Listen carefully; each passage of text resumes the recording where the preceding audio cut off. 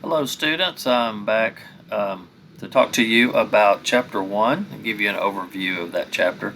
There is by no means a perfect way to do these videos. I would say try to keep them under 5 minutes just for space reasons. So do your best to not ramble too long. But be very selective about what you want to talk about. I would probably make sure that I've read the chapter very carefully and that you know what you're going to say ahead of time. You have an outline of notes that you're going to talk about.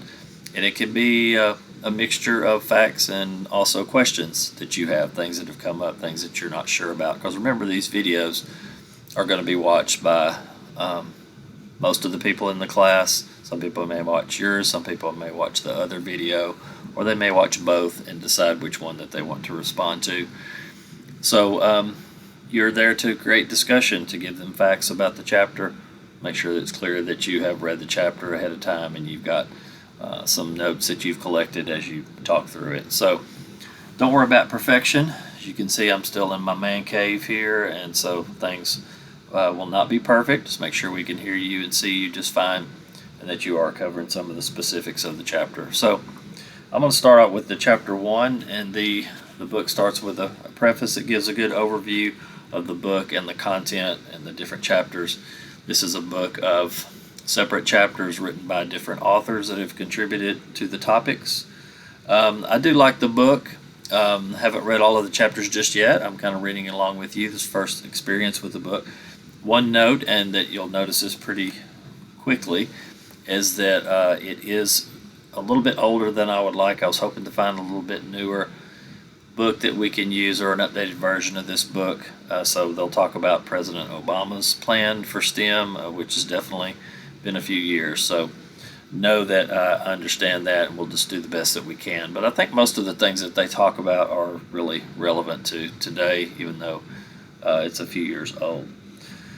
So the preface, while it talks about the different chapters, it also talks about some of the challenges that we have as a society: science literacy, technology literacy, lack of qualified teachers, and then understanding STEM curriculum, what it is, how it fits into the big picture with teachers, with administrators, with school systems, things like that.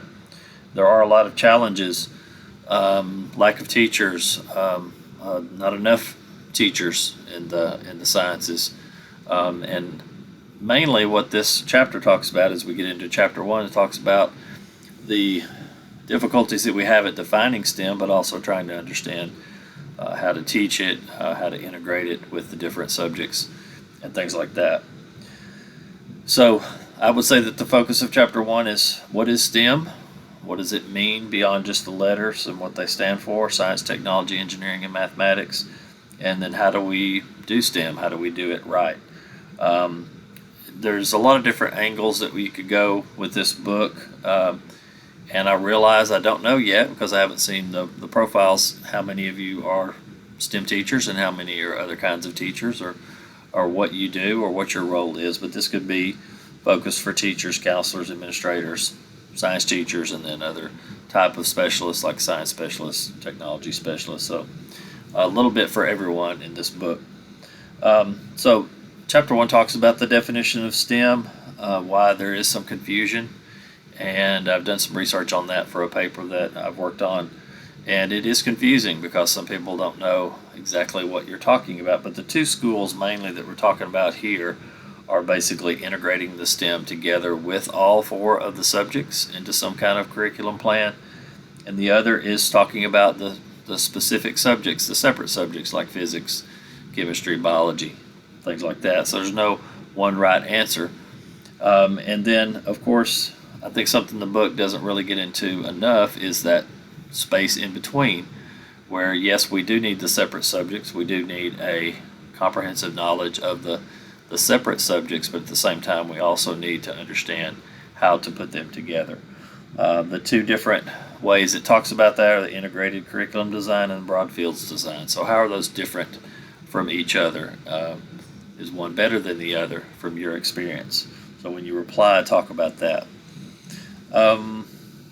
So my experience is I've taught in Texas for 33 years, 1 year in Arkansas, and so I've done a little bit of everything. I've done the separate subjects, I've done the integrated STEM, and there's been ways, as you know, in education, things change. You've got integrated STEM will be popular for a while, and then it goes back to the subjects. I remember teaching 7th grade science, and it was always, this is life science. And then a few years after that, they're like, no, this is integrated science. You do a little bit of everything. And so it changes, it comes and goes. It just depends on political movements. It depends on waves as they come back through and we see them again, things that we've already seen before. So all of these things kind of come back to us, those two different approaches, the subjects or the integrating them together. So I think you're going to see as you study this that they're both important.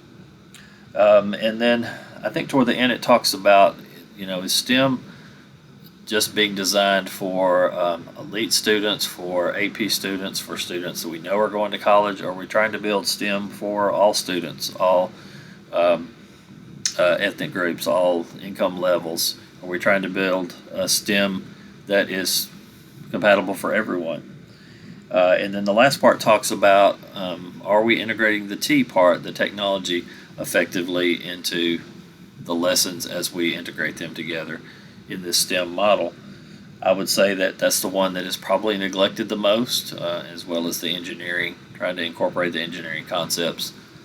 And one thing it doesn't talk about, because this, like I said, this book is a little bit dated, is AI, and how does AI fit into all of that?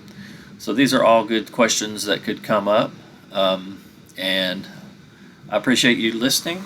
I'll finish with one of my hats that I love. This was actually my second hat, but my first real hat. This is Stetson, looks kind of like the Indiana Jones, and this is just a habit that I've collected as well as my music.